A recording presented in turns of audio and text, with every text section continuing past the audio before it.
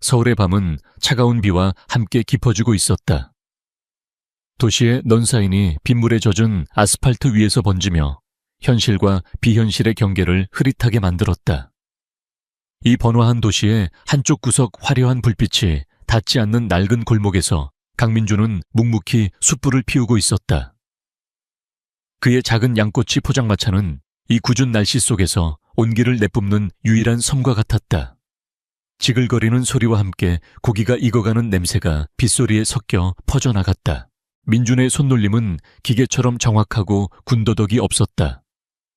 10년 가까이 매일 반복해 온 일이었다. 그의 손에는 굳은 살이 박여 있었고 저렴한 작업복에는 온통 숯검댕과 기름 냄새가 배어 있었다.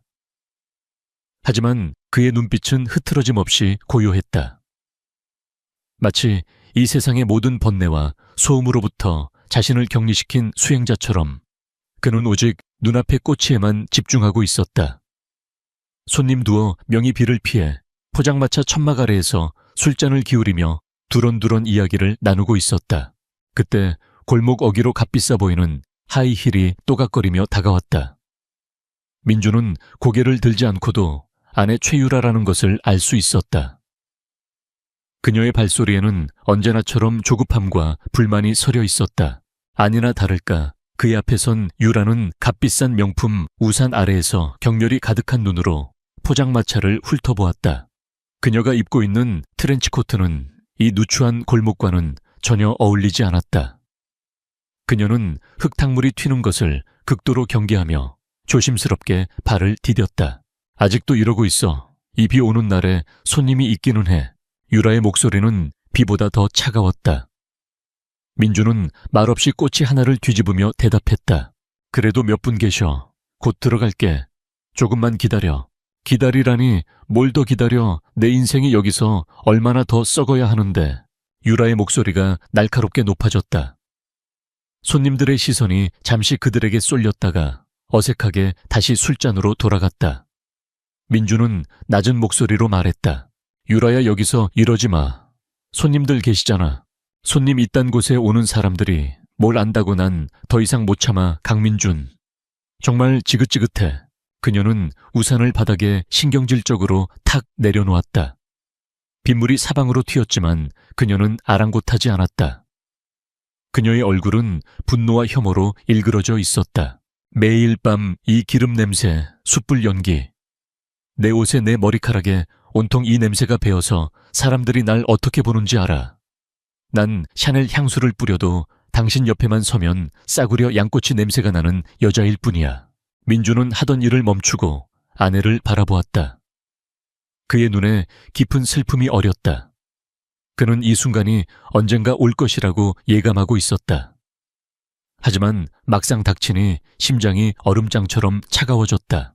우리 시작할 때 약속했잖아. 작은 가게부터 시작해서 차근차근 키워나가자고.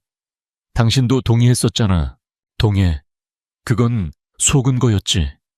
그때의 난 너무 어렸고 당신의 그 성실한 바보 같은 모습에 넘어갔던 거야.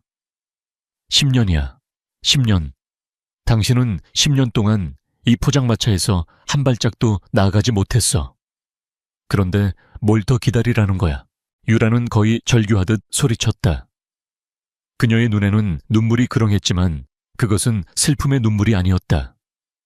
자신의 처지에 대한 분노와 억울함의 눈물이었다. 친구들은 다들 강남 아파트에 살고 남편이 사주는 명품백 사진을 SNS에 올려. 주말마다 해외여행을 가고 최고급 레스토랑에서 식사를 해. 그런데 나는 이 냄새나는 포장마차에서 당신이 벌어다주는 푼돈으로 한 달을 꾸역꾸역 살아야 해. 이게 사람 사는 거야. 민주는 입술을 깨물었다. 무슨 말을 해야 할지 알 수 없었다. 그녀가 하는 말들은 모두 사실이었다. 그는 그녀에게 풍족한 삶을 약속했지만 지켜주지 못했다. 그는 자신의 무능함에 가슴이 미어지는 것 같았다. 미안해. 내가 더 노력할게. 가게 자리도 알아보고 있어. 조금만 더. 됐어. 유라는 그의 말을 차갑게 끊었다. 그녀의 눈빛은 이제 경멸을 넘어 냉혹함마저 깃들어 있었다. 더 이상 당신의 그 희망 없는 노력 따위는 보고 싶지 않아. 난 내 인생을 찾을 거야. 당신 같은 남자 옆에서 내 청춘을 다 썩힐 수는 없어. 그 순간 골목 끝에서 검고 육중한 세단 한 대가 서서히 다가와 멈춰 섰다. 칠흑 같은 어둠 속에서도 매끄러운 광택을 자랑하는 이 골목과는 도저히 어울리지 않는 최고급 차량이었다. 민준의 심장이 쿵하고 내려앉았다. 차의 헤드라이트가 포장마차를 환하게 비추자 유라의 얼굴에 드리워졌던 그림자가 걷히며 그녀의 결심에 찬 표정이 드러났다. 그녀는 민준을 향해 마지막 통보를 하듯 말했다. 나 박진수 회장님하고 함께하기로 했어. 스타라이트 건설의 박 회장님 말이야. 박진수 회장. 민준도 이름은 들어본 적이 있는 인물이었다. 언론에 자주 오르내리는 부동산 재벌. 수단과 방법을 가리지 않는 공격적인 경영 방식으로 유명한 사람이었다. 그분이 내게 새로운 삶을 약속했어. 당신이 평생 벌어도 만져보지 못할 세상 내가 꿈꿔왔던 바로 그런 삶을 말이야. 민주는 허탈한 웃음을 지었다. 웃음소리가 빗소리에 묻혀 희미하게 들렸다. 그래서 그동안 나 몰래 만나고 있었던 거구나. 그래 맞아. 당신이 숯불 앞에서 땀 흘리고 있을 때 난 최고급 호텔 라운지에서 그분과 미래를 약속했어. 이제 알겠어. 당신과 나의 세상은 처음부터 달랐던 거야. 유라는 작은 핸드백에서 집 열쇠를 꺼내 민준의 발치에 던졌다. 짤랑하는 금속성 소리가 민준의 심장을 후벼 파는 것 같았다. 이건 당신 혼자 살아갈 그 냄새나는 집에나 어울리는 물건이야. 난 이제 궁전 같은 펜트하우스에서 살 거니까. 그녀는 마지막으로 민준을 한번 쳐다보았다. 그 눈빛에는 일말의 미안함이나 연민도 없었다. 오직 해방감과 새로운 시작에 대한 기대감만이 가득했다. 잘 살아 강민준. 평생 그 숯불 연기 속에서 당신은 그게 딱 어울려. 말을 마친 유라는 뒤돌아섰다. 세단의 뒷문이 부드럽게 열렸고 그녀는 한치의 망설임도 없이 차에 올라탔다. 육중한 문이 닫히는 소리와 함께 그녀는 민준의 세상에서 완벽하게 사라졌다. 차는 부드럽게 방향을 틀어 골목을 빠져나갔다. 민준은 멀어지는 차의 빨간 후미등을 멍하니 바라보았다. 빗줄기가 점점 더 거세졌다. 포장마차 천막을 때리는 빗소리가 그의 귀에는 세상이 무너지는 소리처럼 들렸다. 손님들은 어느새 다 자리를 뜨고 없었다. 텅 빈 포장마차 안 식어가는 숯불 위로 빗물이 떨어져 치익하는 소리를 내며 연기를 피워 올렸다. 마치 그의 타버린 사랑과 꺼져가는 희망을 애도하는 것 같았다. 민주는 천천히 몸을 숙여 바닥에 떨어진 열쇠를 주워들었다. 차가운 쇠붙이의 감촉이 그의 손바닥을 통해 심장까지 파고드는 듯했다. 그는 한참 동안 그 자리에 서서 움직이지 않았다. 그의 어깨 위로 지난 10년의 세월이 그리고 방금 겪은 처참한 배신이 무겁게 내려앉았다. 밤은 깊었고 비는 그칠 줄 몰랐다. 도시의 불빛은 여전히 화려했지만 민준의 세상은 완벽한 어둠에 잠겼다. 그는 천천히 손을 뻗어 가스밸브를 잠갔다. 지글거리던 불판이 조용해졌다. 그의 삶에서 하나의 장이 그렇게 소리 없이 막을 내리고 있었다. 그의 얼굴 위로 흐르는 것이 빗물인지 눈물인지 분간할 수 없었다. 하지만 그의 텅 빈 눈동자 속에서는 아주 희미하지만 차갑고 날카로운 무언가가 서서히 타오르기 시작하고 있었다. 그것은 슬픔을 넘어선 분노였고 절망을 넘어선 결의였다.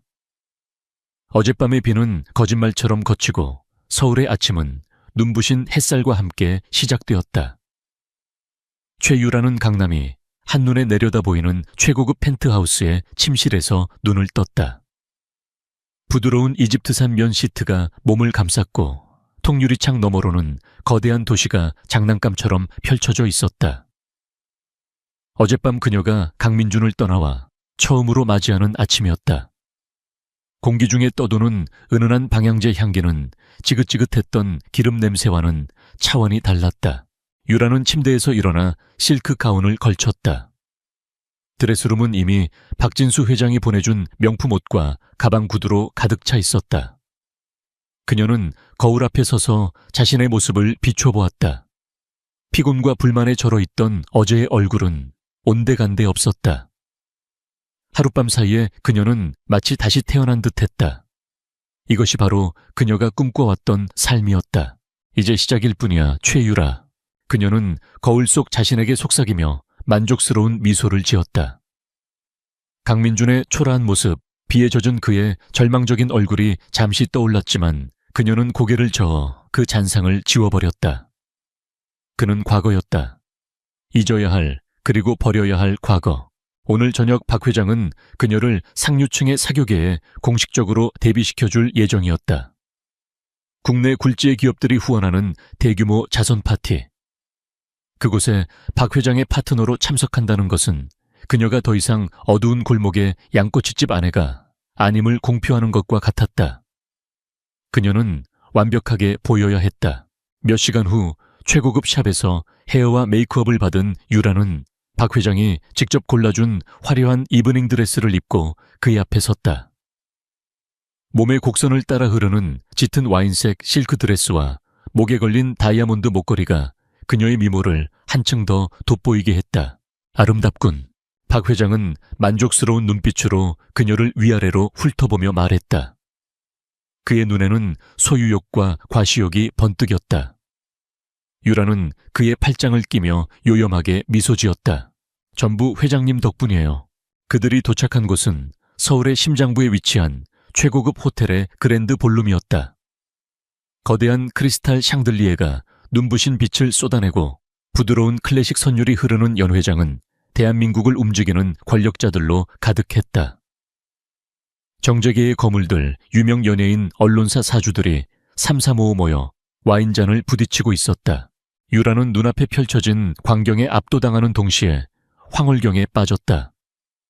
텔레비전에서나 보던 사람들이 그녀의 눈앞에서 웃고 이야기하고 있었다. 박 회장은 의기양양하게 유라를 데리고 다니며 여러 사람에게 그녀를 소개했다. 내 사람 최유라 씨일세. 그의 말에는 내 여자라는 노골적인 의미가 담겨 있었다. 주변 사람들은 부러움과 호기심이 섞인 눈으로 유라를 쳐다보았다. 몇몇 중년 여성들의 질투 어린 시선이 느껴졌지만 유라는 오히려 그것을 즐겼다. 그들의 질투는 곧 자신의 가치를 증명하는 것이었다. 그녀는 우아하게 미소를 지으며 와인잔을 들었다.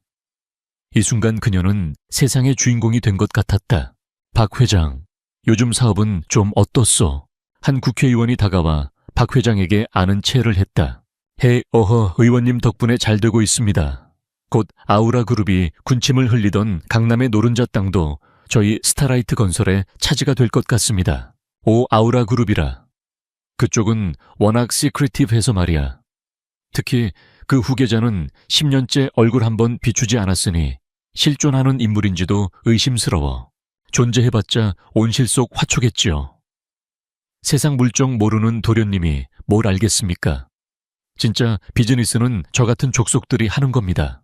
박 회장은 유라의 어깨를 감싸 안으며 호탕하게 웃었다. 유라는 그들의 대화를 들으며 아우라 그룹이라는 이름에 잠시 귀를 기울였다. 대한민국에서 그 이름을 모르는 사람은 없었다. 재계 서열 5위 안에 드는 거대 기업. 하지만 그녀에게는 그저 다른 세상의 이야기일 뿐이었다. 파티가 무르익을 무렵 연 회장의 조명이 어두워지고 모든 시선이 무대 위로 향했다. 사회자가 마이크를 잡고 입을 열었다. 신사숙녀 여러분, 오늘 이 자리를 빛내주셔서 대단히 감사합니다. 아시다시피 오늘 파티의 메인 스폰서는 대한민국 경제의 심장 아우라 그룹입니다. 장내에서 박수 소리가 터져 나왔다. 그리고 오늘 아우라 그룹은 이 뜻깊은 자리를 빌려 아주 특별한 발표를 하고자 합니다. 지난 10년간 베일에 쌓여있던 아우라 그룹의 공식적인 후계자를 바로 이 자리에서 처음으로 공개합니다. 사회자의 말이 끝나자 연 회장은 술렁이기 시작했다. 모두의 얼굴에 호기심과 기대감이 가득했다. 이것은 단순한 후계자 공개가 아니었다. 새로운 권력의 등장을 알리는 신호탄이었다. 박 회장조차도 흥미롭다는 듯 무대를 주시했다. 그는 유라에게 몸을 기울여 속삭였다. 어떤 녀석일지 구경이나 해보자고. 저런 재벌 3세들은 뻔하지. 세상 무서운 줄 모르고 날뛰다가 결국 사고나 치는 애송이들. 유라는 그의 말에 미소 지으며 고개를 끄덕였다. 그녀의 머릿속에는 오직 자신의 성공적인 데뷔에 대한 생각뿐이었다. 무대 위에 대형 스크린에 아우라 그룹의 역사를 담은 영상이 흐른 뒤 장엄한 음악과 함께 사회자가 다시 목소리를 높였다. 여러분, 뜨거운 박수로 맞아주시기 바랍니다. 아우라 그룹의 새로운 부회장이자 공식적인 후계자 강민준님을 소개합니다. 순간 유라의 심장이 멎는 것 같았다. 강민준. 너무나도 익숙한 그 이름. 하지만 그녀는 애써 고개를 저었다. 동명이인일 거야. 그럴 리가 없어. 세상에 강민준이라는 이름을 가진 사람이 어디 한둘이겠는가. 그녀가 아는 강민준은 지금쯤 차가운 비를 맞으며 남은 꽃이나 정리하고 있을 초라한 남자일 뿐이었다. 하지만 무대 옆쪽에서 스포트라이트를 받으며 한 남자가 걸어 나오는 순간 유라의 세상은 산산조각 났다. 그 남자였다. 어젯밤 자신을 절망적인 눈으로 바라보던 바로 그 남자 강민준이었다. 하지만 그는 완전히 다른 사람이 되어 있었다. 완벽하게 몸에 맞는 톰포드 수트 손목에서 은은하게 빛나는 파텍 필립식에 깔끔하게 넘긴 머리 스타일. 숯불 연기에 찌들었던 모습은 온데간데 없었다. 그의 걸음걸이는 자신감이 넘쳤고 표정은 얼음처럼 차갑고 냉정했다. 그가 발산하는 압도적인 존재감에 연회장 전체가 숨을 죽였다. 그는 양꼬치를 굽던 남자가 아니었다. 그는 세상을 호령하는 제왕처럼 보였다. 쨍그랑. 유라의 손에서 와인잔이 미끄러져 바닥에 떨어졌다. 붉은 와인이 하얀 대리석 바닥 위로 핏물처럼 번져나갔다. 그녀의 입술이 파르르 떨리고 호흡이 가빠졌다. 머릿속이 새하얗게 비어버렸다.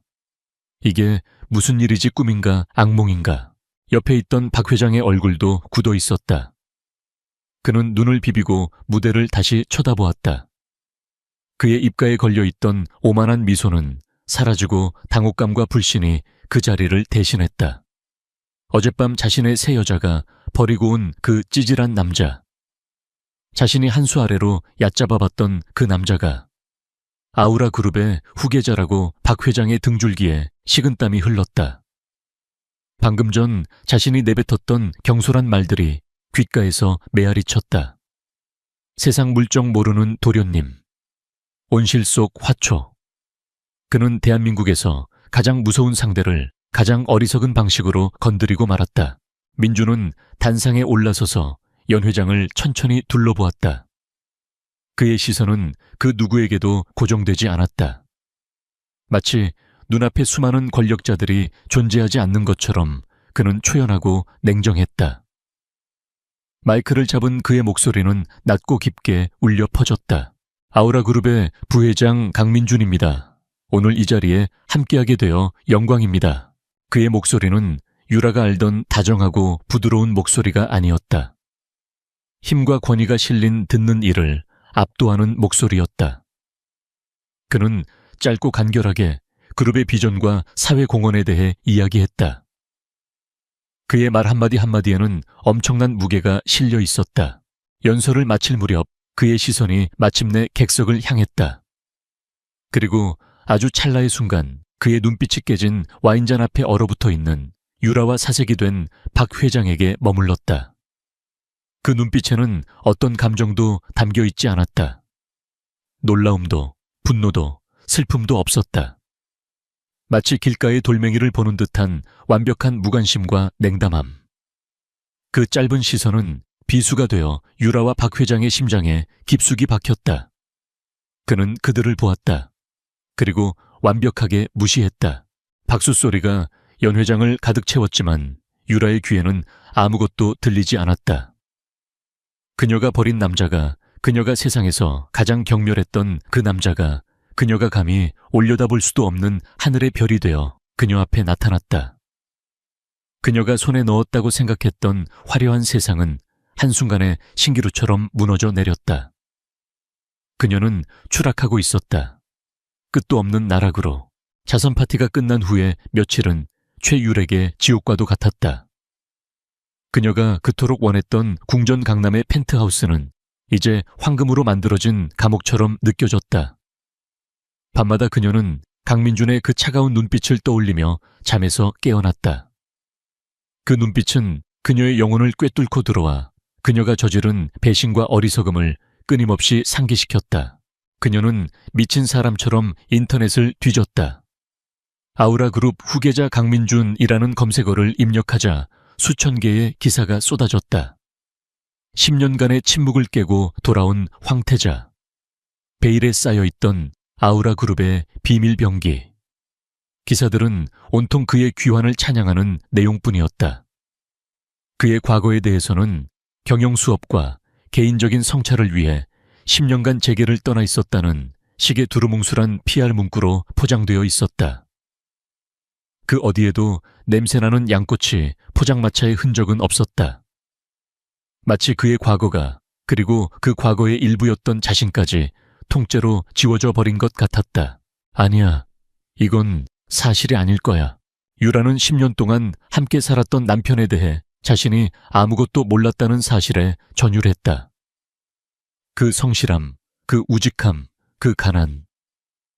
그 모든 것이 연기였다는 말인가?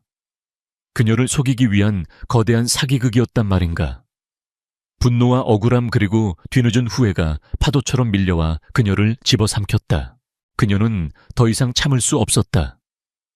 그녀는 직접 민준을 만나서 확인해야만 했다. 이게 대체 무슨 상황인지, 왜 자신을 이렇게 비참하게 만들었는지 따져 물어야 했다. 아니, 어쩌면 용서를 빌어야 할지도 몰랐다. 그래, 그에게 돌아갈 수만 있다면. 그녀는 그의 아내였다. 법적으로는 아직 남남이 아니었다. 다시 시작할 수 있을지도 모른다. 희미한 희망이 그녀의 이성을 마비시켰다. 유라는 가장 값비싼 옷으로 차려입고 무작정 차를 몰아 서울 중심부에 위치한 아우라그룹의 본사로 향했다.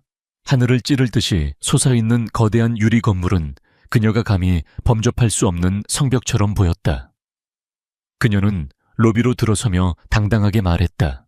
강민준 부회장님, 좀 만나러 왔습니다. 안내데스크의 직원은 그녀를 위아래로 훑어보더니 정중하지만 단호한 목소리로 물었다. 약속은 하셨습니까, 손님? 약속, 내가 누군지 알아요. 나 그 사람 아내예요. 유라의 고함에 로비에 있던 모든 사람들의 시선이 쏠렸다. 그녀의 절박함은 다른 사람들 눈에는 그저 추태로 보일 뿐이었다. 잠시 후 말끔한 정장을 차려입은 중년의 남자가 그녀에게 다가왔다. 그는 자신을 윤 실장이라고 소개했다. 강민준의 비서실장이었다. 최유라 씨 맞으시죠? 그는 감정 없는 목소리로 말했다. 네, 맞아요, 민준 씨. 아니, 부회장님 어디 계세요? 제가 할 말이 있어요. 윤 실장은 차가운 눈으로 그녀를 바라보며 말했다. 부회장님께서는 최유라 씨를 만날 의사가 없으시다고 전하셨습니다. 그리고 앞으로 다시는 이곳에 찾아오지 말아 주십시오. 만약 또다시 이런 소란을 피우실 경우 저희 법무팀에서 공식적으로 대응할 것입니다. 배용무팀이라고요. 우리가 어떤 사이인데. 그 사이는 이미 어젯밤 최유라 씨께서 직접 정리하신 걸로 압니다만 윤 실장의 말은 얼음처럼 차가웠다. 그는 더 이상 볼 일 없다는 듯 고개를 까딱 숙이고는 돌아서 버렸다.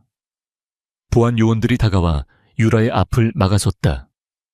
로비에 있던 사람들의 비웃음과 동정 어린 시선이 그녀의 온몸에 비수처럼 박혔다. 유라는 엄청난 몸열감에 얼굴이 새빨개진 채 도망치듯 건물을 빠져나왔다. 그녀가 그토록 동경했던 세상은 그녀에게 들어올 문을 열어주기는커녕 냉혹하게 내쫓아 버렸다. 같은 시각 스타라이트 건설의 회장실에서는 박진수 회장이 연신 담배를 피워대고 있었다. 그의 책상 위 잿더리에는 담배꽁초가 수북이 쌓여 있었다. 며칠 전 파티에서의 오만하고 자신감 넘치던 모습은 온데간데 없었다. 그의 얼굴에는 초조함과 분노, 그리고 깊은 불안감이 뒤섞여 있었다. 젠장. 그는 주먹으로 책상을 내리쳤다. 강민준, 그 이름이 악몽처럼 그의 뇌리를 맴돌았다. 하필이면 아우라그룹의 후계자라니. 그는 대한민국 재계에서 아우라그룹이 가진 힘이 어느 정도인지 누구보다 잘 알고 있었다. 그들은 마음만 먹으면 스타라이트 건설 같은 회사는 하루아침에 공중분해시킬 수도 있는 존재였다. 박 회장은 자신이 저지른 실수를 곱씹었다. 강민준을 모욕하고 그의 여자를 빼앗았다. 이것은 단순한 비즈니스 경쟁이 아니었다. 남자의 자존심을 건드린 문제였다. 보복은 불보듯 뻔했다. 언제 어떤 방식으로 들어올지 모른다는 사실이 그를 미치게 만들었다. 회장님, 강민준 부회장에 대해 알아보았습니다만 비서가 조심스럽게 보고서를 내밀었다. 알아봤더니 뭘 알아봤어. 그놈이 지난 10년간 양꼬치나 팔았다는 거 말고 다른 건 있나? 그게 없습니다. 언론에 공개된 정보 외에는 아무것도 나오지 않습니다. 마치 누군가가 의도적으로 모든 기록을 지워버린 것처럼 깨끗합니다. 박 회장은 마른 세수를 했다. 상대는 자신의 모든 것을 알고 있는데 자신은 상대에 대해 아는 것이 아무것도 없었다. 최악의 상황이었다. 두려움은 점점 커져갔고 그 두려움은 이내 공격성으로 변했다. 가만히 앉아서 당할 수는 없었다. 맞기 전에 먼저 때려야 했다. 자신이 아직 죽지 않았다는 것을 만만한 상대가 아니라는 것을 보여줘야만 했다. 비서실장 불러, 그리고 법무팀 홍보팀장 전부 내 방으로 집합시켜. 박 회장의 눈이 번뜩였다. 그는 컴퓨터를 켜고 아우라그룹의 최근 프로젝트 목록을 띄웠다. 그의 시선이 한 곳에 멈췄다. 아우라 에코 스마트시티 프로젝트. 강민준이 부회장으로 취임한 후 처음으로 직접 총괄 지휘하는 대규모 사업이었다. 이거다. 박 회장은 비릿한 미소를 지었다. 이제 막 시작하는 프로젝트는 기반이 약하기 마련이다. 작은 흠집 하나만 내도 전체가 흔들릴 수 있었다. 며칠 뒤 조용했던 언론계에 파문이 일기 시작했다. 몇몇 인터넷 언론사와 시사 주간지를 중심으로 아우라 에코 스마트시티 프로젝트에 대한 의혹 기사가 터져 나오기 시작한 것이다. 아우라 스마트시티 친환경 위장한 유해물질 매립 의혹. 성급한 사업 추진, 환경 영향평가 조작되었나. 기사들은 익명의 내부 고발자와 환경 전문가의 말을 인용하며 아우라그룹이 공사기간 단축과 비용 절감을 위해 기준치 이상의 유해물질이 섞인 토사를 사용했으며 관련 서류를 조작했다는 내용을 담고 있었다. 기사는 순식간에 퍼져나갔고 환경단체들과 지역 주민들의 반발이 거세지기 시작했다. 스타라이트 건설과 유착관계에 있던 일부 정치인들은 국회에서 진상조사를 요구하며 아우라그룹을 압박했다. 아우라그룹 본사 최상층에 위치한 부회장실. 강민준은 거대한 통유리창 앞에 서서 서울의 정형을 말없이 내려다보고 있었다. 그의 뒤편 책상 위에는 방금 전 윤 실장이 보고한 언론 기사들과 관련 보고서들이 놓여 있었다. 예상대로군요. 윤 실장이 침통한 목소리로 말했다. 주가는 소폭 하락했고 환경부에서 다음 주에 특별 현장 감사를 나오겠다고 통보해왔습니다. 프로젝트는 일시적으로 중단될 수밖에 없는 상황입니다. 민주는 돌아보지 않은 채 나지막이 물었다. 기사를 처음 터뜨린 매체는 어디지? 정경 포커스라는 인터넷 언론사입니다. 스타라이트 건설에서 매년 상당한 금액의 광고를 집행하는 곳입니다. 기사에 인용된 환경 전문가는 몇 년 전 스타라이트 건설의 환경 분쟁에서 자문을 맡았던 인물이고요. 민준의 입가에 희미한 냉소가 스쳤다. 너무나도 뻔하고 조잡한 수법이었다. 하지만 대중에게는 효과적이었다. 박진수 회장, 겁을 먹었군. 짖는 개는 물지 못한다지만 성가신 건 사실이지. 그는 천천히 돌아서서 자신의 자리에 앉았다. 파티장에서의 냉정하고 압도적인 모습과는 달리 지금 그의 모습은 지극히 차분하고 분석적이었다. 그는 패닉에 빠지거나 분노하지 않았다. 마치 체스판을 내려다보는 플레이어처럼 상대의 수를 읽고 다음 수를 구상하고 있었다. 윤 실장, 내 부회장님, 우리 법무팀 그리고 외부 회계법인과 증권 분석팀으로 특별팀을 하나 꾸리게. 지금 이 순간부터 내가 다른 지시를 내릴 때까지 모든 업무를 중단하고 단 하나의 목표에만 집중하도록 해. 민주는 손가락으로 책상을 가볍게 두드리며 말했다. 그의 눈빛은 그 어느 때보다 차갑고 날카로웠다. 스타라이트 건설과 박진수 회장의 모든 것을 가져와. 창업부터 지금까지 단 하나의 거래, 단 한 장의 영수증도 놓치지 마. 돌멩이 하나라도 뒤집어서 그 밑을 확인해. 윤 실장은 허리를 깊이 숙였다. 알겠습니다, 부회장님. 민주는 다시 창밖으로 시선을 돌렸다. 박진수가 시작한 이 더러운 게임은 이제 자신이 정하는 규칙대로 움직이게 될 것이었다. 양꼬치를 굽던 그의 손은 이제 거대한 제국의 운명을 쥐고 있었다. 첫 번째 방역이 조용히 그리고 은밀하게 시작되고 있었다. 박진수 회장이 쏘아 올린 작은 공은 그의 예상보다 훨씬 더 큰 파장을 일으키며 아우라 그룹을 흔들었다. 언론의 의혹 제기는 걷잡을 수 없이 번져나갔고 아우라 에코 스마트 시티 프로젝트는 시작부터 좌초될 위기에 처했다. 환경단체들은 아우라 그룹 본사 앞에서 연일 시위를 벌였고 여론은 급격히 악화되었다. 박 회장은 자신의 사무실에서 이 모든 상황을 만족스럽게 지켜보았다. 강민준, 애송이인 줄 알았더니 생각보다 맷집이 있군. 하지만 여론이 등을 돌린 이상 신의 아들이라도 별 수 없을 거다. 그는 시계에 불을 붙이며 승리를 예감했다. 그의 계획은 여기서 그치지 않았다. 그는 수십 년간 정재계에 뿌려놓은 자신의 인맥과 자금력을 총동원하기 시작했다. 이것은 단순한 흠집 내기가 아니었다. 아우라 그룹의 거대한 프로젝트를 완전히 무너뜨리고 강민준의 리더십에 치명적인 상처를 입히기 위한 전면전이었다. 첫 번째 공격은 공급망을 향했다. 스마트시티 건설에 필요한 특수 강화 유리를 독점 공급하기로 계약했던 유성글라스가 갑자기 납품을 무기한 연기하겠다고 통보해왔다. 표면적인 이유는 내부 생산 설비 문제였지만 그 배후에 스타라이트 건설에 압력이 작용했다는 것은 공공연한 비밀이었다. 유성글라스의 사장은 박 회장과 오랜 유착관계를 맺고 있는 인물이었다. 부회장님, 유성글라스 건은 명백한 계약 위반입니다. 소송을 제기해야 합니다. 긴급 임원회의에서 한 임원이 격앙된 목소리로 말했다. 회의실의 공기는 무겁게 가라앉아 있었다. 모두의 시선이 상석에 앉은 강민준에게 쏠렸다. 그는 평소와 다름없이 차분한 표정으로 보고서를 넘기고 있었다. 소송은 시간이 걸려. 박 회장이 노리는 것도 바로 그거겠지. 법정 다툼으로 시간을 끄는 동안 프로젝트를 지연시키고 손실을 키우려는 속셈이야. 민준이 나지막이 말했다.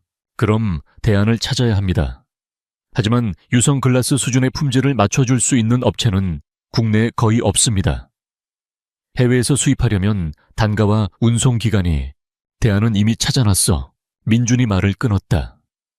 그는 스크린에 작은 중소기업의 자료를 띄웠다. 세광테크. 업계에서는 거의 알려지지 않은 기술력은 있지만 자금난으로 어려움을 겪고 있는 회사였다. 세광테크 부회장님, 이 회사는 너무 영세합니다. 우리 프로젝트의 물량을 감당할 수 없을 겁니다. 기술력은 유성글라스 이상이야. 문제는 생산 설비와 자금이지. 우리가 그 문제를 해결해주면 돼. 민준의 결정은 파격적이었다. 그는 즉시 재무팀에 지시하여 세광테크에 대한 긴급 자금 지원 및 설비 투자를 승인했다. 그리고 기술팀을 파견하여 생산 라인 증설을 직접 돕도록 했다. 이것은 단순한 거래처 변경이 아니었다. 아우라 그룹이 직접 중소기업을 키워 새로운 파트너로 삼겠다는 장기적인 포석이었다. 위기를 기회로 바꾸는 그의 결단에 임원들은 잠시 할 말을 잃었다. 박 회장의 두 번째 공격은 더욱 교활했다. 그는 로비를 통해 시의회 도시계획위원회의 몇몇 의원들을 움직였다. 의원들은 갑자기 스마트시티 부지의 용적률과 고도 제한 규정을 재검토해야 한다는 주장을 들고 나왔다. 이미 허가가 끝난 사안을 다시 뒤집으려는 명백한 발목 잡기였다. 이건 말도 안 됩니다. 이미 모든 행정 절차는 끝났습니다. 박진수 회장이 뒤에서 돈을 뿌린 게 틀림없습니다. 저 의원들 전형적인 철새 정치인들입니다. 임원들은 분통을 터뜨렸다. 하지만 민주는 여전히 평정심을 잃지 않았다. 그는 윤 실장을 조용히 불렀다. 언론에 흘려 스타라이트 건설이 최근 몇 년간 시의회 로비를 통해 얻어낸 특혜성 용적률 상향 조정 리스트를, 그리고 그 과정에서 오고 간 자금의 흐름을 추적한 자료도 함께 넘겨. 부회장님, 그 자료를 공개하면 윤 실장의 얼굴이 굳어졌다. 그 자료는 민준이 특별팀에 지시하여 비밀리에 수집해온 박 회장의 치부를 담은 비장의 카드 중 하나였다. 박 회장만 타격을 입는 게 아닙니다. 시의회 전체가 뒤집어질 수 있습니다. 우리에게 협조적인 의원들까지 피해를 볼 수 있습니다.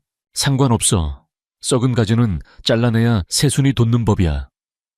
박 회장이 진흙탕 싸움을 원했으니 진흙이 얼마나 더러운지 똑똑히 보여줘야지. 며칠 후 한 탐사보도 전문 매체를 통해 충격적인 사실이 폭로되었다. 스타라이트 건설이 특정 시의원들에게 거액의 정치 후원금을 제공하고 그 대가로 자신들이 시공하는 아파트 단지의 용적률을 불법적으로 상향 조정받았다는 내용이었다. 구체적인 계좌 내역과 녹취 파일까지 공개되자 파장은 엄청났다. 검찰이 즉시 수사에 착수했고 아우라 그룹을 비난하던 시의원들은 자신들의 비리가 드러나자 쥐 죽은 듯이 조용해졌다. 스마트시티 부지에 대한 재검토 논의는 없던 일이 되었다. 오히려 불똥은 박 회장에게로 튀었다. 박 회장은 자신의 사무실에서 신문을 갈기갈기 찢어버렸다. 강민준, 이 독사 같은 놈. 그는 자신이 던진 부메랑이 더 날카로워져서 자신의 뒤통수를 가격한 것에 경악했다. 그는 강민준을 너무 얕보았다. 그는 그저 돈 많은 재벌 3세가 아니었다. 그는 싸움의 판도를 읽고 상대의 약점을 정확히 파고드는 전략가였다. 하지만 박 회장은 이대로 물러설 수 없었다. 그는 최후의 카드를 꺼내들었다. 바로 언론을 이용한 이미지 공격이었다.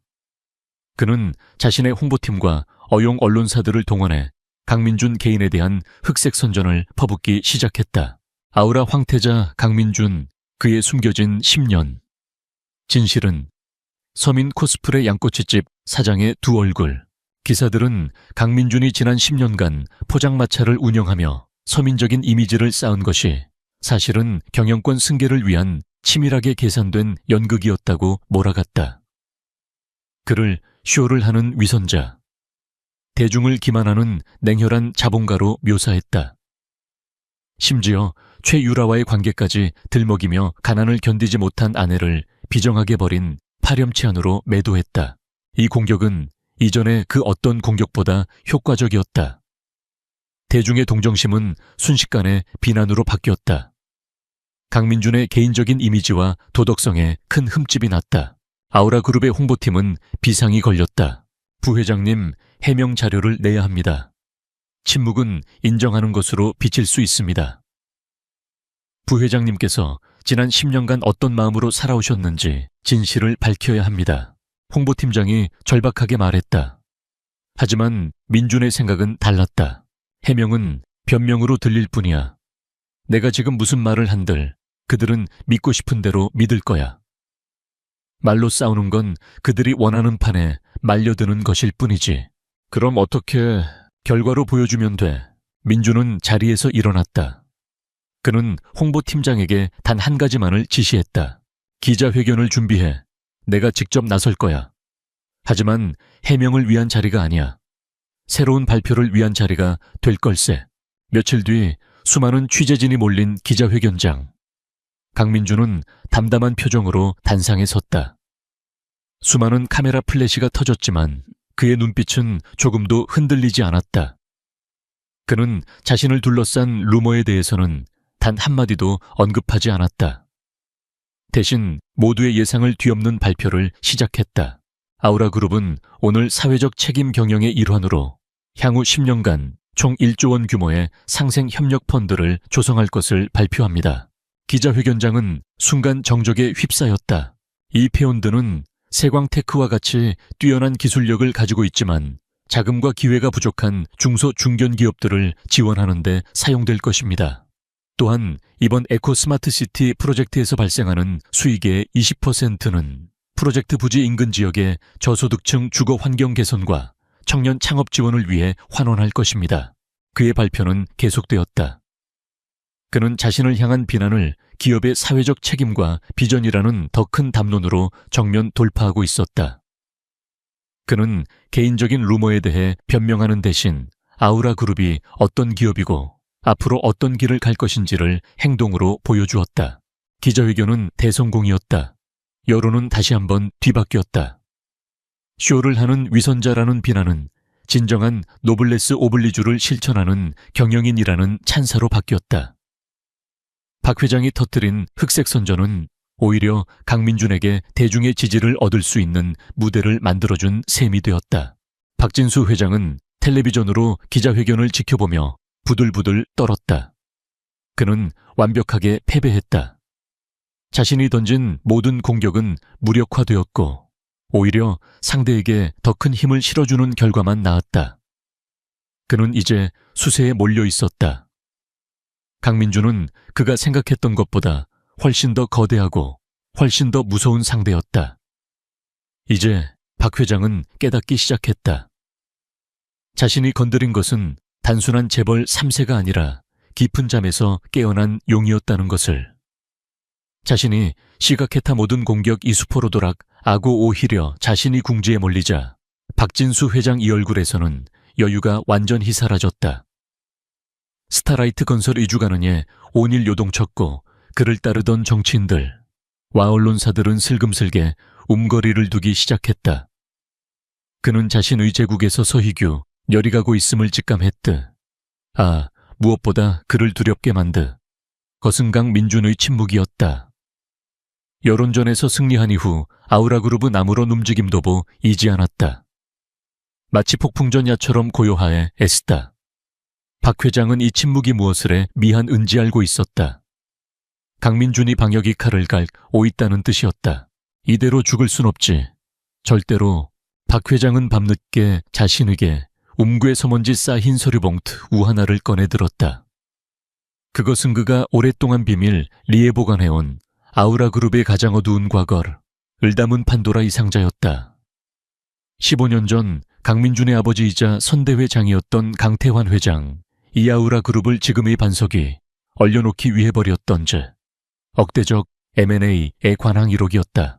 당시 강태환 회장은겨 N이쟁사였던 삼영중그 옹업을 인수하는 과정에서 불법적인 정치자금을 쌓 LPO하고 세무조사를 사주 하 여상대기에 옵을 압박했으며 미공개 정보를 이용해엄 청난 시세 차익을 챙겼대. 박 회장은 당시 삼영중 공업 측이 법률 자문으로이 LA 차면서 우연히 그 증거자 료 일부를 손에 넣게 되었고 언젠가 사용 할비장 이 카드를 오숨겨두고 있었다. 강민준, 내 놈이 아무리 깨끗한 척 해봤자 내가 딛고 선왕국은 내비가 쌓아올린다 러운성에 불과하. 이진흙탕에서과 연누가살 안아물지 어디 한번 해보자고. 박 회장 이 눈이광기로 번데디 의겼다. 그는 이것이 마지막 기회이므라 알고 있었다. 이 자료를 언론에 터뜨려 아그룹의 도덕성에 치명타를 입히고 총수일가의 경영권자 애를 흔들어버릴 계획이어 SNS다. 자신이 죽기 전에 상대의 숨톤 글 먼저 끊어놓겠다는 N자살 폭탄 테러와 같은 극다. N적인 선택이었다. 한편 강민준이 지시하여 구성된 특별팀은 아우라 그룹 본사제 2해 마련된 보안구역 일명 월룸에서 밤낮 없이 스타라이트건 서류 비리를 추적하고 있었다. 수십 명 의회계사 변호사 데이터 분석가들이 수만 페이지에 달하는 자료와 씨름하고 있어왔다. 하지만 박진수 회장은 예상 보다 훨씬 더 치밀한 인물이었다. 그의 회 계장부는 겉으로 보기에는 완벽했고 불법적인 자금 흐름 운수 10개의 유령 회사를 거침 역깨끗하게 세탁되어 있어 시스다. 부회장님, 쉽지 않습니다. 박 회장은 자금 세탁 이규자입니다. 꼬리를 잡을 수가 없습니다. 윤 실장 이 피곤한 얼굴로 보고 했다. 팀원들 전체 가지쳐가고 있었다. 그때 워루매강 민준이 모습을 들 언했다. 그는 팀원들을 독려함, 역커피와 간식을 건넸다. 그리고는 복잡한 회계 장비의 우가 아닌 벽 한쪽을 가득 채우어다 애한 서울 의지도 앞에 섰다. 지도에는 스타라이트 건설이시 공안 수십 개의 건물들이 앨근 핀으로 표시되어 있었다. 돈이 흐름만 따라가면 그 놈이 만들어 놓은 미래가 치게 돼. 민준이 나지막이 말했다.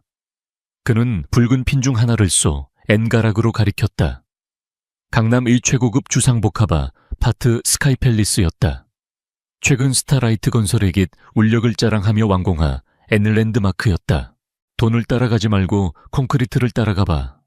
철근을 추적하고 시멘트 이 행방을 쫓아. 그의 말에 팀원들의 눈이 휘두 앵그래졌다. 지금까지 그들은 재무제표 와계좌 내역에 맘매 달려 있었다. 건설 현장에서 자재를 빼돌리는 것만큼 큰 돈이 되는 건 없지. 박 회장 같은 인간이라면 N의 명손을 댔을 거야. 공식적인 건축 설계도와 실제 자재 구매 내역을 비교해봐. 하청업체에 지급된다 애금은 애역 현장 노동자들이 올렸을 아가 삭제된 불망을 들 사소한 것 하나도 놓치지 말고. 민준의 관점은 완전히 사애로웠다. 그의 지시는 10년간 포장마, 차를 운영하며 몸으로 세산, 글 배운 경험에서 나온 날아로운 직관이었다. 팀은 즉시 방향을 전환했다. 그들은 스타라이트 건설의 모든 건축자재 구매 내역 와물류 기록을 확보하여건 축설 궤도와 대조하기 시작해 애쓰다. 그리고 마침내 끔찍한 진실 이 꼬리를 짜 반했다. 부회장님 찾았습니다. 윤 실장은 핏기 없는 얼굴 엘로강 민준의 집무실을 찾아 애쓰다. 그의 손에 들린 보고서 눈에어 MC 억난 무게를 가진 듯 무거워 오보였다. 스카이팰리스를 비롯한 초회 근 5년간 스타라이트 건설 리시공한 5곳의 대형 건축물에서 대규모 자재발 돌리기 정환 기포착되었습니다. 보고서의 내용은 충격적이었다. 박 회장 은설계 도상 내지 N설계 기준을 충족하는 애고급 고강도 철근을 사용하기로 하고 건축비를 청구했지만 실제로는 안전 기준에 한참미 달하는 저렴한 공업용 철근을 대량으로 섞어 아용했다. 또한 시멘트 배합 비율을 속여기 운치보다 훨씬 적은 양의 이멘트를 사용하여 골조공 살을 진행했다. 안전검사 보고서는 모두 돈에 우로 매수한 검사관들에 의해 조작되어 있었다. 이게 무슨 의미인지 아나. 민준이 목소리 눈얼음장채 오름 차가웠다. 보고서를 함께 검토하던 게 온축기술 전문가가 떨리는 N 목소리로 답했다. 이건 시한폭탄입니다, 부회장님. 건물들 이기초적인 구조안제 온성이 심각하게 결여된 앙태입니다. 약한 지진이나 강풍에도 붕고 애도할 수 있으며 시간이 흐를수록 건물 자체에 하중을 견디지 못하고 스스로 무너져 내릴 가능성도 배제할 수 없습니다. 그곳에 사는 수천 명이 우미 전문가는 차마 말을 잇지 못했다. 이것은 단순한 부실 공산압, 이자금 조성 차원의 문제가 아니었다. 이익을 위해 수천 명이 목숨을 담보로 잡은 대규모 살인 미수행위 나다르 몹섰다. 보고서에는 과거 현장에서 일하다가 양심이가 책을 늑 연애 부고발을 시도했지만 박 회장 의협박과 폭력, 애입을 닫아야 했던 한인 부의제, 응원 녹취 파일도 첨부되어 있었다. 그날 밤 민준은 홀로 집무실에 남았다. 그의 책상 위에는 박진수입, 엄죄를 입증하는 완벽 한증 거자료가 놓여 있었다. 이것을 세상에 공개하는 순간 박진수와 스타라이트 건설은 완벽하게 끝장날 것이 정의는 실현될 것이다. 하지만 그의 마음 은무거웠디 윤 실장은 이 사실이 공개돼 옷을 때 닥쳐 올후 폭풍에다 애해 경고했다. 첫째, 스카이팰리스를 비롯한 햇 안건물에 거주하는 수천 명 옹이 주민들은 엄청난 곤 GPO와 혼란에 빠질 것이다. 둘째, 건설업계 전반에 대한 신의극에 달하며 대한민국 우동산 시장은 그대로 붕고해할 수도 있다. 이는 단순히 집값 하락의 문제를 넘어 국가 경제 전체를 마비시키 애릴 수 있는 금융위기로 번질 가능성이 있었다. 셋째, 아우라그룹 역시 부동산 시장 붕괴의 여파를 피해갈 수 없었다. 정의를 실현한 대가로 애사 전체가 위기에 빠질 수도 있네 운 상황이었다. 민준은 의자에서 일어나 창가에 었다. 저 멀리 밤하늘 아래 보석처럼 빛나 는스카이 팰리스 이웅장한 모습이 눈에 들어왔다. 저 아름다운 불빛 속에서 수만 은가족들이 행복한 꿈을 꾸며 살아가고 있을 것이다. 자신들이 연재 무너져 내릴래 이 모르는 모래성 위에 살고 있다는 사실을 까맣게 모른 채 경제적 안정과 혼란, 수천 명이 안전과 목숨. 그는 선택 의기로에 놓여 있었다. 박진수라는 괴물을 잡기 위해 더 큰 혼란을 감수해야 하느. 나이자 아니면 안정을 위해 끊지 간진실을 덮어야 하는가. 그는 눈을 감았다. 10년간 양꼬치를 구우며 안 났던 수많은 사람들의 얼굴이 떠올랐다. 정직한 땀을 흘리며 우하루를 열심히 살아가던 못 옹사람들. 만약 그들의 가족이 저 위험한 건 물에 살고 있다면 민주는 천천히 눈을 떴다. 그의 눈빛에는 더 이상 어림은 없었다. 오직 차갑고 단호 한결이만인 아마 있었다. 그는 이미자 신이 가야 할 길을 째 옹했다. 설사 그 길의 끝에 무엇이 있대 오라도 그는 외면할 수 없었다. 도시의 이불빛을 배경으로서 엔그의 모습은 거대한 폭풍 위중심으로게 오러들어가기로 결심한 선 장과 같았다. 이제 마지막 결전의 시간이다가 오고 있었다. 박진수 회장은 마침내 자신의 마지막 카드를 꺼내들었다. 그는 자신이 통제하는 언론사 중 가장 자극적인 기사를 쓰기로 유명한 시사주간지의 편집장에게 비밀리에 연락했다. 15년 전의 기록이 담긴 서류 봉투가 그의 손을 떠나 어둠 속으로 건네졌다. 내일 아침 대한민국이 발칵 뒤집힐 걸세. 아우라 그룹의 신화가 얼마나 더러운 토대 위에 세워졌는지 온 세상이 알게 될 거야. 편집장은 비릿한 미소를 지으며 서류를 받아들었다. 기사는 이미 작성되어 있었다. 내일 아침 9시 온라인으로 기사가 송고되는 순간 아우라 그룹과 강민준의 도덕성은 회복 불가능한 타격을 입게 될 것이었다. 박 회장은 자신의 사무실로 돌아와 최고급 위스키를 따랐다. 비록 자신도 상처를 입겠지만 강민준을 끌어내릴 수만 있다면 충분히 감수할 만한 희생이라고 생각했다.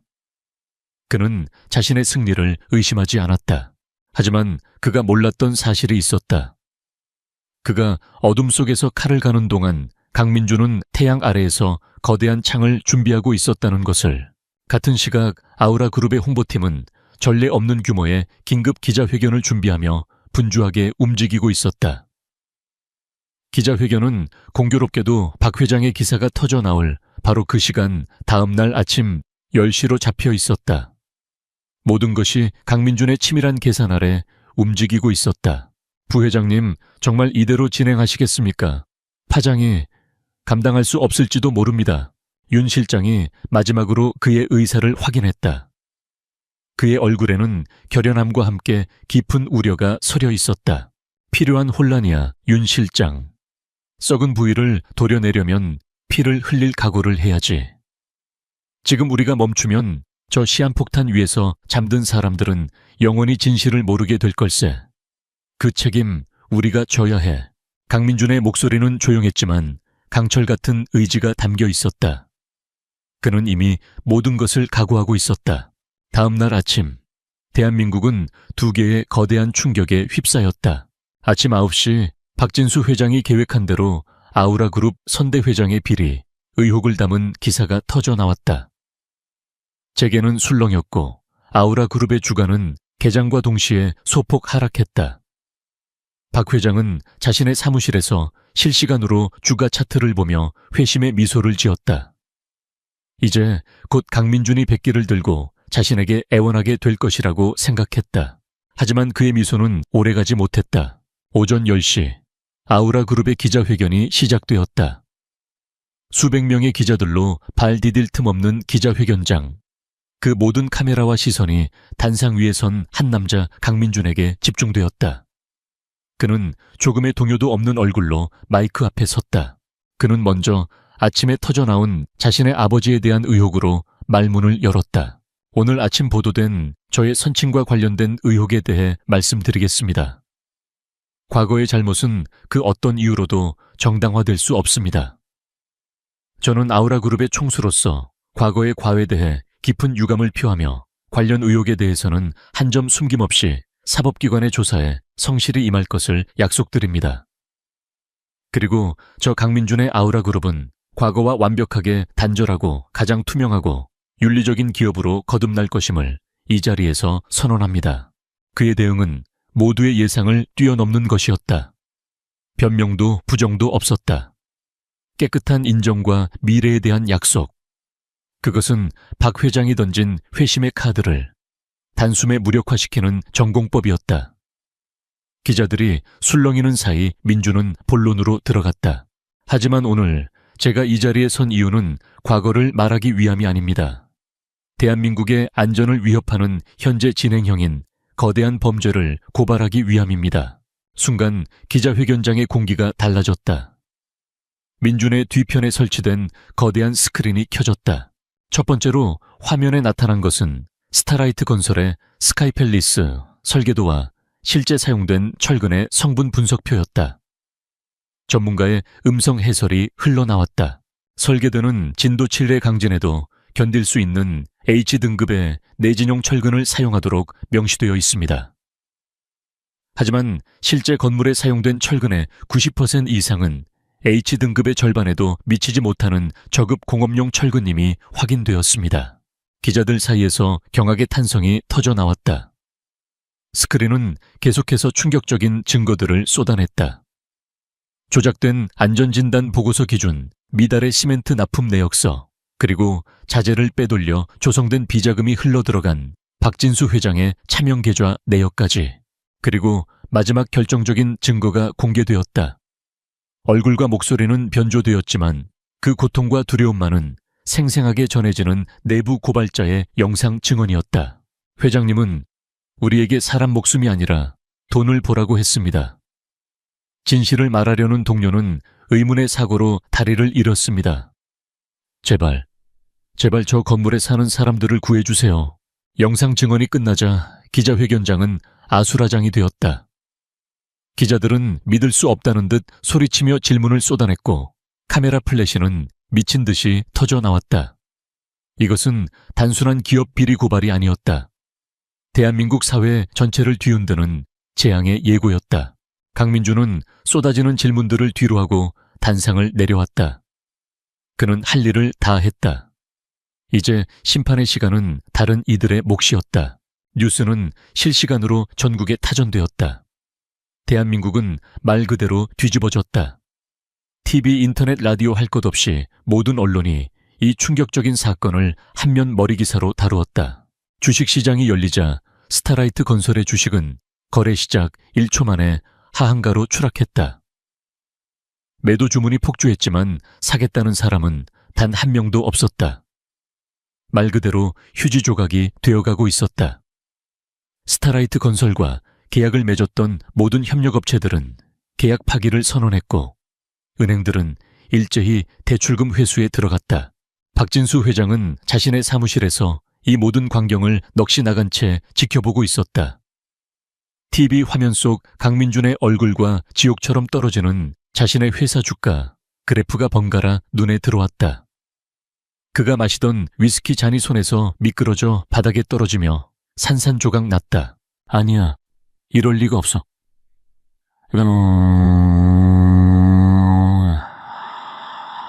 거야. 그는 미친 사람처럼 중얼거렸다. 그의 핸드폰이 불이 나도록 울렸지만 그는 받을 수 없었다. 변호사 로비하던 정치인, 심지어 가족까지 그 누구와도 통화하고 싶지 않았다. 모든 것이 끝났다는 것을 직감했다. 그가 허둥지둥 비밀금고를 열어 여권과 현금 뭉치를 챙기려던 순간이었다. 꽝! 그의 집무실 문이 거칠게 열렸다. 그의 비서가 아니었다.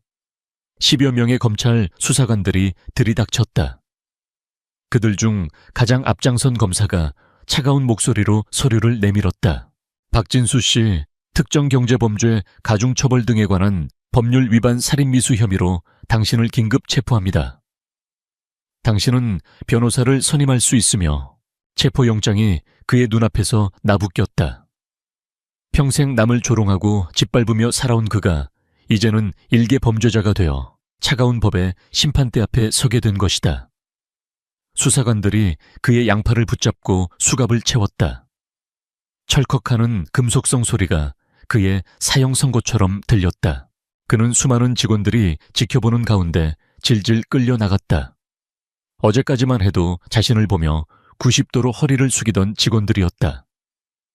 하지만 지금 그들의 눈에는 경멸과 공포, 그리고 약간의 안도감마저 서려 있었다.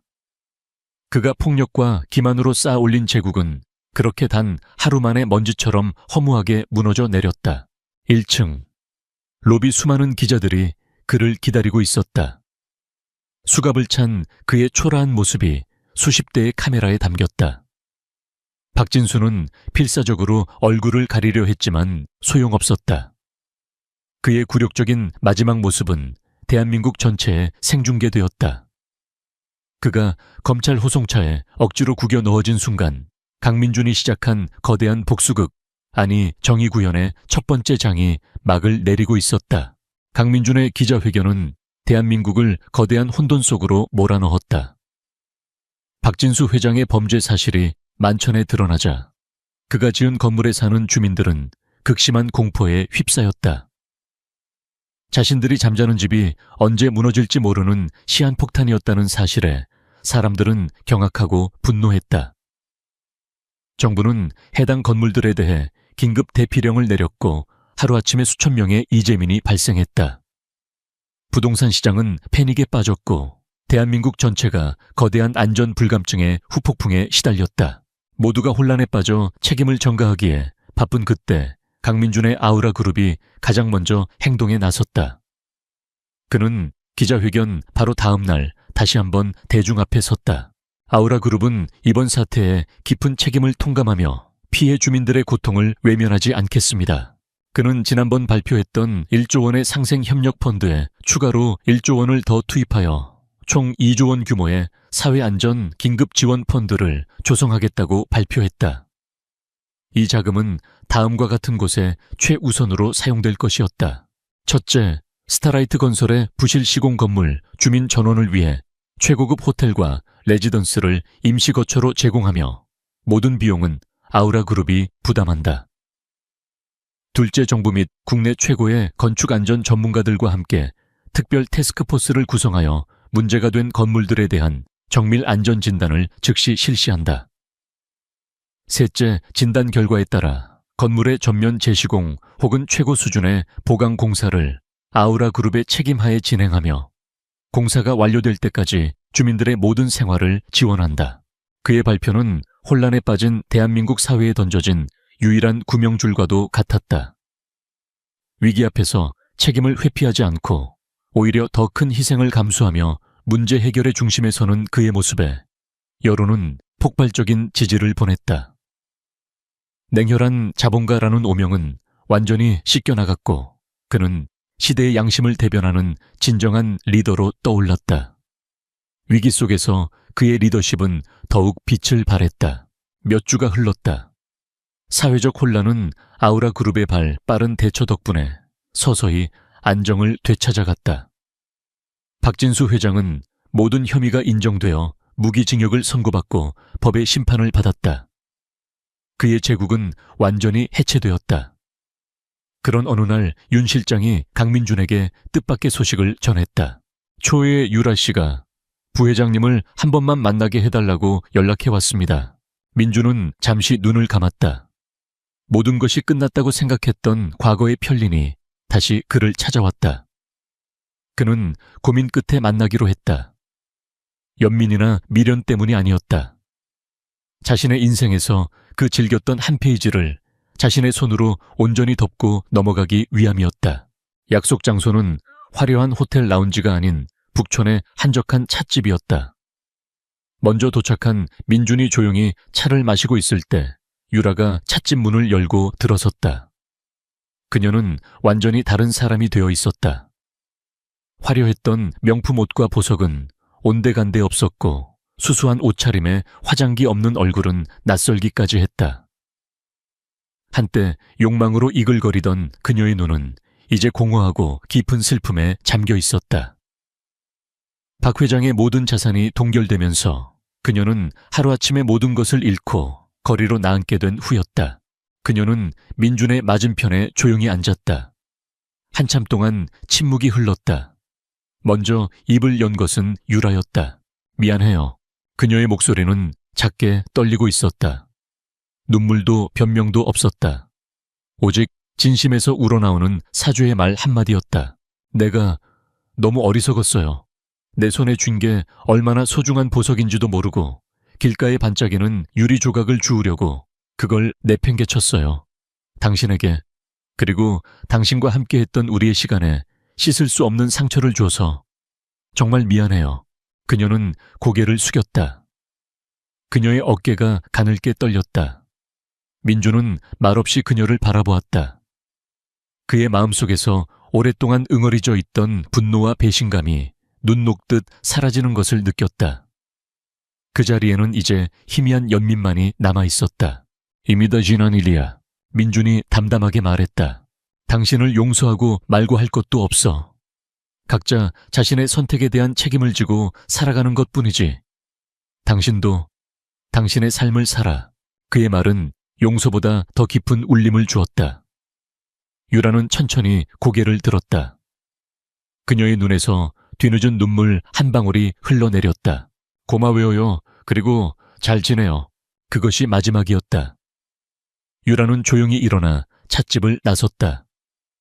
다시는 그의 인생에 나타나지 않을 사람처럼 그녀는 익명의 군중 속으로 조용히 사라져갔다. 민주는 그녀가 떠난 빈자리를 보며 찻잔을 들었다. 씁쓸하면서도 향긋한 차 향기가 그의 마음을 채웠다. 길고 길었던 과거와의 작별이었다. 몇 달의 시간이 더 흘렀다. 도시는 안정을 되찾았고 부실 공사 건물의 재건축도 순조롭게 진행되고 있었다. 강민주는 이제 명실상부한 아우라그룹의 회장이 되어 있었다. 그는 선대 회장의 집무실이 아닌 도시가 한눈에 내려다 보이는 새로운 사무실에서 일을 했다. 그의 책상 위에는 초고층 빌딩 설계도가 아닌 서민들을 위한 안전하고 저렴한 공공 임대주택 건설 계획안이 놓여 있었다. 스타라이트 사태를 겪으며 그가 가장 먼저 추진한 프로젝트였다.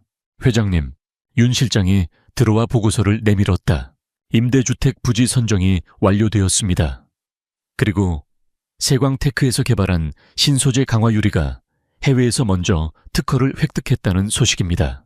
민준의 입가에 옅은 미소가 번졌다.